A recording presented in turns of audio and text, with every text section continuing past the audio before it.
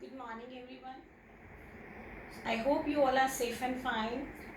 Today in English class, we are going to start comprehension. You might have been wondering, ma'am, today we are going to start comprehension. We can do. My dear students, I know very well you can do. And you must have been done. You all must have done. And I know very well you all have been doing comprehension passages since your class 1. Maybe some of you have done from your class 2. But today I'll tell you some important points, important tips how to solve comprehension passages easily and correctly in your examinations. During examinations you have limited time. Then you face problem to solve a particular comprehension passage, and this topic is very scoring. So today I am going to share some tips how to solve. So first of all, let us understand the meaning of comprehension. What is the meaning of comprehension?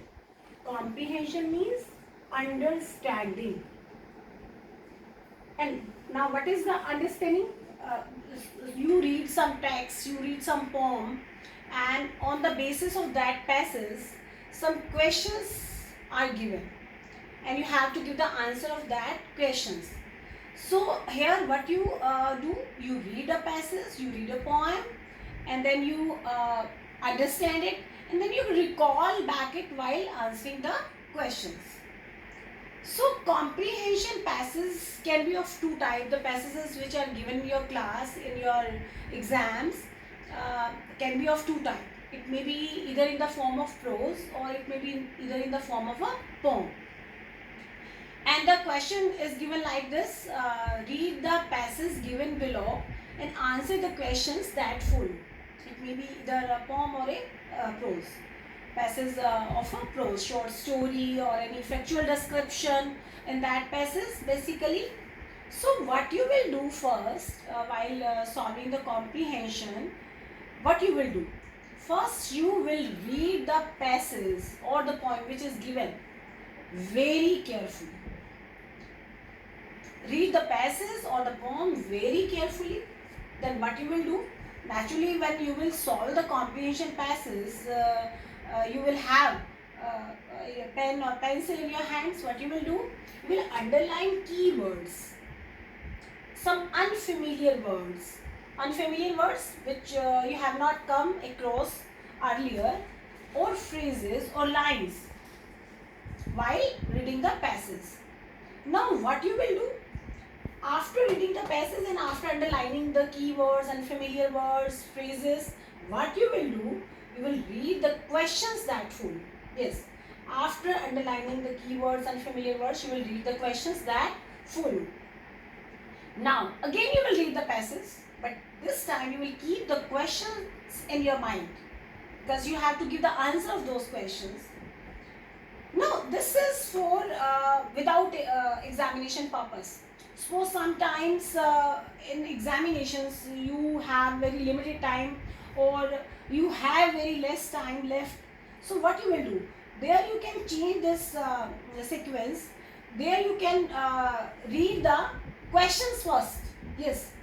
If any time during exams you have very less time left, what you will do? Then without reading the passage, you will read the questions first. Because when you will read the question first, after that, when you will read the passage, you are keeping it in your mind, you are searching for some answers. And when you search for something, naturally your mind run fast. So this is a short trick during exams. Now after reading the question, again read the passage, but this time you will keep the question in your mind. Now sometimes you are asked antonyms and synonyms from the passage, but you are not familiar with some words, you don't know the meaning of some words. What you will do? You will read one line before that line in which that word is given, particular word is given, and you will read one line after that line in which that particular word is given, and try to guess the meaning. Because when you will read the sentence, you will understand the meaning. So according to that, try to guess the meaning of that unfamiliar word. And once you attempted all the questions, what you can do here, after reading the question and after reading the passage again, you can underline the answers there, and then you will write in your notebook or in your answer sheet. Once you will attempt all the question, you will revise the answers, and it is necessary. If you want to score good marks, it is necessary. And one thing more, uh, stick to the word limit. Look at the type of the question, either it is MCQ or short question or a long question. Stick to the word limit, and always give the answer in the same tense in which the question is asked, not in that tense in which the sentence is given in the passage, but in that tense in which the question is being asked. So I hope now you will be able to solve the comprehension passages in a more efficient way, in a more and you can make it interesting during lockdown days. In these days, you are at your home, I think, and this is the best time to enhance your comprehension skill, your reading skill, your writing skill.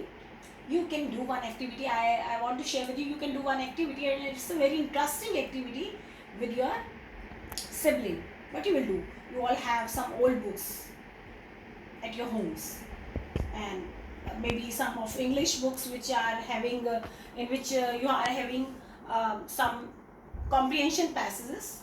You can compete it with your cousins or your brother or sister.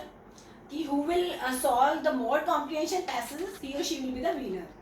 So try it, and I am sending you some comprehension passages worksheet. So solve it. Have a good day.